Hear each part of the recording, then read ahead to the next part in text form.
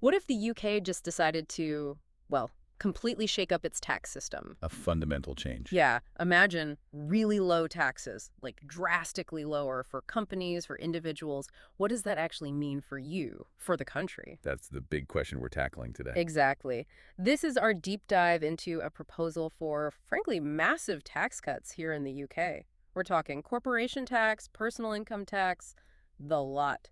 Plus some strategic government investment thrown in. It's a potential economic overhaul. The numbers being suggested are, well, quite striking. A drop in corporation tax to just 9%, 9%. and personal income tax down to 10% for most people under 50K, 20% for those earning more. It would really reposition the UK globally. And for you listening, maybe you're wondering how such a huge move could affect things without getting, bogged down in technical stuff.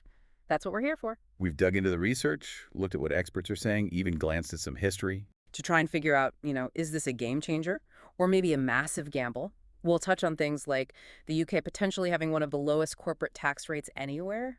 And what it might mean for attracting talent, or perhaps stopping wealthy individuals from leaving. Okay, let's get into it. First up, those corporate tax cuts. Right, the scale is the first thing, dropping from 25% currently down to 9%. That's below almost every other major economy. You mentioned Hungary earlier. Yes, Hungary's at 9%. So the UK would be joining them at the bottom end of the OECD range, which is the group of sort of developed economies. Yeah. It's clearly a signal. And the basic idea, the economic theory, is that if companies pay less tax, They have more profit left over. right, so they invest more, build new factories, develop products, hire people. That's the classic argument. More post-tax return makes investment more attractive. And the UK government has actually modeled this before. Oh, yeah. When was that? They look at the cuts made between 2010 and 2015. HMRC's models back then predicted, a measurable increase in real business investment. How much? Something like 3 to 4.5% in the long run, and a boost to GDP of maybe 0.6 to 0.8%. They even thought households might gain around £500 a year, eventually, through wages. Okay, but hang on. Didn't the UK already cut corporation tax quite a lot between, say, 2010 and 2017? It went from 28% down to 19%. It did. Did we see this big boom in investment then? And did the government actually collect less tax revenue from companies? That's a really crucial point. What's interesting is that corporate tax receipts, as a share of the whole economy, didn't really fall during that period. They stayed pretty stable. How does that work? Lower rate, but same amount of tax coming in. Because at the same time, the government was doing other things. They were broadening the base, Meaning? basically getting rid of various reliefs and allowances, tightening the rules. So even though the main rate was lower, companies perhaps had fewer ways to reduce their taxable profit. Ah, so it's not just the headline number. Exactly. Hmm. It underlines the importance of the effective tax rate, what companies actually pay after everything's taken into account, and the rules of the system itself. So, thinking about international competitiveness, where does the UK stand right now before these potential cuts? Well, its ranking actually dropped recently. The Tax Foundation, they do this big comparison. Yeah, I've seen that index. They put the UK 30th out of 38 OECD countries. Raising the corporation tax back up to 25% was a big reason for that fall. So countries like Ireland? Ireland's at 12.5%. Hungary, as we said, 9%. They currently look more attractive purely on that headline rate. And this seems like a big, isn't there this global minimum tax thing now, the OECD deal? Pillar 2, yes. That's vital context. How does a 9% UK rate work with a 15% global minimum? Good question. The 15% minimum applies to very large multinational companies, those above a certain revenue threshold. So if the UK rate is 9%, a big UK-based multinational operating internationally would likely face top-up taxes in other countries they operate in to bring their effective rate on those profits up to 15%. So the 9% rate, who actually benefits? Primarily, it would seem, smaller companies that operate mostly just within the UK. For the huge global players, the benefit of that sub 15% rate is, well, potentially limited by these new global rules. Interesting. What about attracting foreign companies to set up here? Is a low corporate tax rate the magic bullet for foreign direct investment, FDI? The evidence is a bit, well, mixed. It's not quite that simple. The government often says low rate signal the UK is open for business. You do. And the Treasury argues that helps create jobs. The OECD also tends to view very high corporate taxes as, quote, economically damaging. And we did see business investment recover somewhat after those earlier cuts in the 2010s. But other factors matter hugely. Things like access to markets, think post-Brexit, and just the basic profitability of doing business here. Yeah. As the FD pointed out, especially when there's a lot of economic uncertainty, just tweaking the tax rate might not be the biggest factor for a company deciding where to invest. Have other countries really gone for these super low rates? Any lessons learned? Oh, yes. Ireland's 12.5% is a famous example, credited with attracting loads of tech and pharma companies. Though people argue about whether that's real investment or just profit shifting. Exactly, there's debate there. Then you had Eastern European countries after the Cold War trying flat taxes, often including low corporate rates. Like Estonia. Estonia, the Czech Republic, Slovakia. Studies suggest those reforms often correlated with better growth and investment, and surprisingly didn't always blow massive holes in government budgets. Hungary switched to 9% in 2017, arguing is key to their growth. But the UK is different, isn't it? Much bigger economy, more complex. Absolutely. The scale is different. And again, that Pillar 2 global minimum tax changes the game compared to when those Eastern European reforms happened. The advantage of being below 15% isn't what it used to be for the big multinationals. So, if we try to guess the impact of 9% in the UK without a specific crystal ball, what's the likely vibe? Well, using those older HMRC models as a rough guide, they saw a 0.6, 0.8% GDP boost from cutting the rate to 20%. Going down to 9% might add more, but probably with diminishing returns. And the cost, the hit to the treasury. That's the big immediate issue. We're likely talking upwards of 20 billion, maybe 30 billion or more per year in lost revenue initially. Wow. And whether future growth fully makes up for that loss, that's highly uncertain. Think tanks like the IFS, the Institute for Fiscal Studies, consistently raise red flags about fiscal sustainability and how volatile corporation tax income already is. Okay, huge implications there. Let's switch focus now to the personal side, the income tax cuts. 10% for most, 20% for higher earners. That feels radical. It would be. Genuinely radical.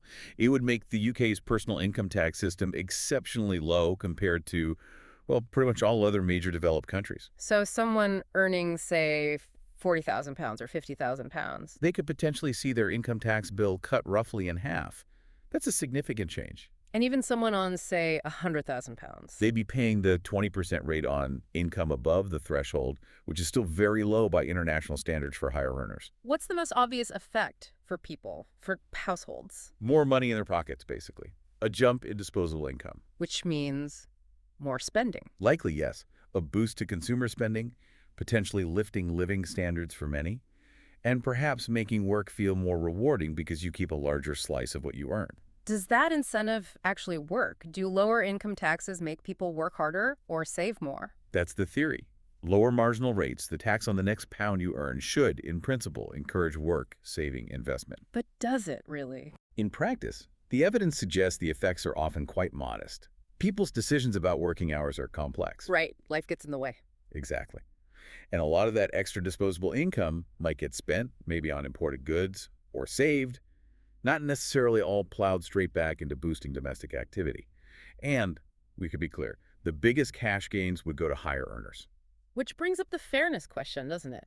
If someone on £100 K sees their tax potentially halved, while someone on £30 also gets a cut, but it's smaller in cash terms. That's the equity debate. Proponents would argue lower top rates keep high earners contributing, maybe encourages them to stay and work longer or declare all their income. Reduces the incentive to fiddle the books, maybe? Potentially. But it definitely raises questions about the overall distribution of the tax burden. Does it shift more onto consumption taxes like VAT or other areas? What about tax evasion generally? Could lower rates actually improve compliance, make people more honest? There's a line of argument there. The idea is, if the reward for staying legit versus the risk and reward of dodging tax gets closer. People are less likely to bother with evasion. Perhaps. Some studies link higher tax rates to bigger shadow economies. Those flat tax reforms in Eastern Europe sometimes claimed reductions in unreported activity. So bringing UK rates right down could shrink the underground economy here. It's possible it could reduce the incentive for certain types of avoidance or evasion. And maybe a simpler two-rate system is just easier for people to understand and comply with. But complex avoidance schemes used by the very wealthy, that's probably about more than just the main income tax rate. Oh, absolutely. That involves sophisticated structures, international elements. It's a different beast. Now, something that's been in the news a lot, wealthy people leaving the UK, millionaire migration. Could these tax cuts stop that? That's highly relevant right now. Yeah. We've seen reports, like from Henley and Partners, suggesting a big net outflow of millionaires. Doubled in 2024 compared to 2023, I read. Something like that, yeah. Making the UK stand out among G7 countries for losing high net worth individuals. Tax policy changes, like ending the non-dom status, are seen as part of the reason. And people publicly say they're moving for tax reasons to places like Dubai. Yes, individuals sometimes cite taxes when moving to places with zero income tax. Dubai, UAE, Singapore are common examples. So slashing UK income tax rates to 10–20%, would that make a difference? Stem the flow? It seems very likely it would help. It dramatically narrows the gap between the UK and those zero tax places, at least financially. Makes staying here relatively more attractive. Right. If you're earning, say, £100,000, keeping maybe close to 80% after tax instead of the current, 55, 60%, that's a big difference. It could certainly influence decisions. But it's not just about tax, is it? People move for other reasons, too. Definitely not. Quality of life, schools, healthcare, the legal system, access to finance, culture, all of that plays a huge role, especially for highly skilled, mobile people. Tax is one factor, but not the only one. Okay, let's shift again. Beyond just cutting tax rates, the proposal also mentions strategic investment, government support for specific industries. Yes, things like direct investment or subsidies in key areas, like green energy or advanced manufacturing. Like that clean industry bonus for offshore wind. Exactly. That's a recent example. The idea is to use government money to sort of kickstart private investment, encourage companies to build their factories here, create local jobs in those specific sectors. Does industry think that works? Well, Renewable UK, for instance, talks about potentially tripling jobs in offshore wind by 2030 if there's a strong domestic supply chain, which these kinds of incentives aim to build. Are there big international examples of this? The U.S. Inflation Reduction Act, the IRA, is the massive one recently. Huge subsidies and tax credits for green tech. And it's working. Reports suggest a big jump in investment, clean energy investment up maybe 70%, booms in wind, solar, EV manufacturing plant announcements. It shows large-scale support can really move the needle. And the UK already does some of this with tax breaks, right? Like full expensing. Absolutely. Full expensing lets businesses write off the cost of new equipment straight away. That's a big investment incentive. Plus R&D tax credits, the patent box for profits from inventions. These are already tools in the UK's kit. But is it enough? Are we investing enough in the right areas?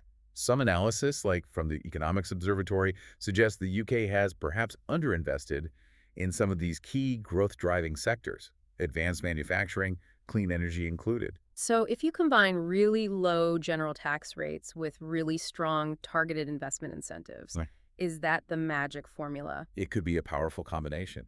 You make the general environment very attractive with low taxes, and then you use specific incentives to steer investment towards strategic goals. Like other countries are doing. Look at Germany's long-term Energiewende, push on renewables, building whole industrial clusters, or the U.S. GPS Act for semiconductors, alongside the IRA for batteries and green tech.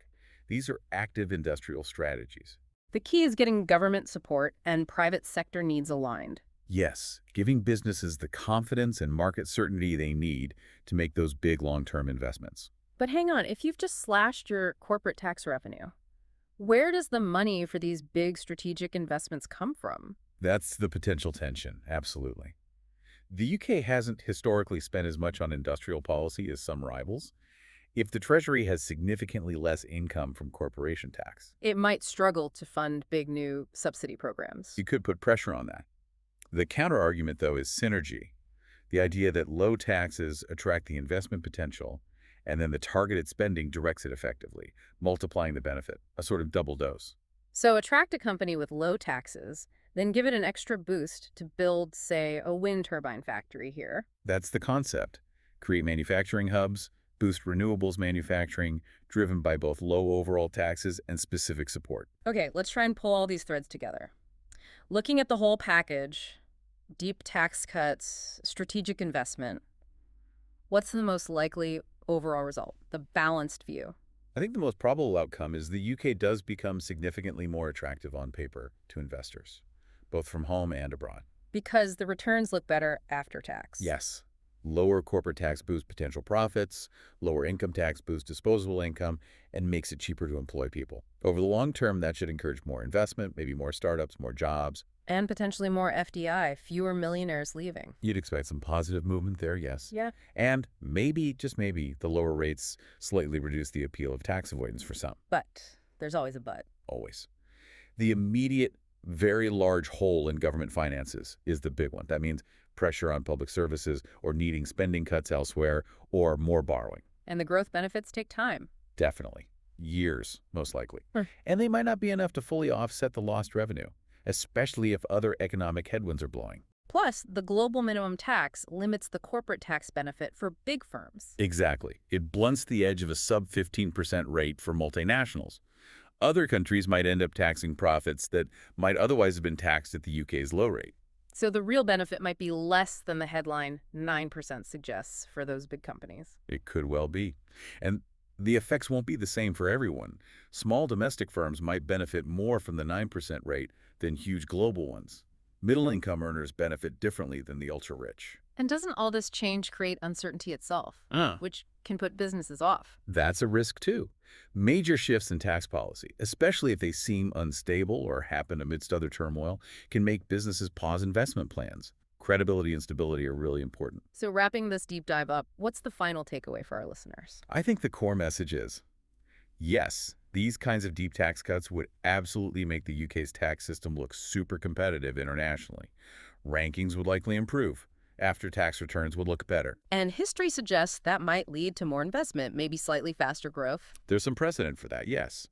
And it could help retain and attract mobile talent and capital. Plus, in that low-tax setting, targeted government investments could potentially pack a bigger punch. But the trade-off is stark. Very stark. A much leaner treasury, potentially. And success isn't guaranteed. It depends heavily on other things, like business confidence, skills, infrastructure, sensible regulation. Tax isn't everything. So lower taxes could make the UK a more appealing place to work, to invest, especially if paired with smart investment and pro-competition policies. That's the potential upside. But the provocative thought, maybe, for you to mull over is this. Are these deep cuts a price worth paying? Is it the right lever to pull as part of a wider plan to boost the economy? What's that long-term balance between tax levels and the role of government investment?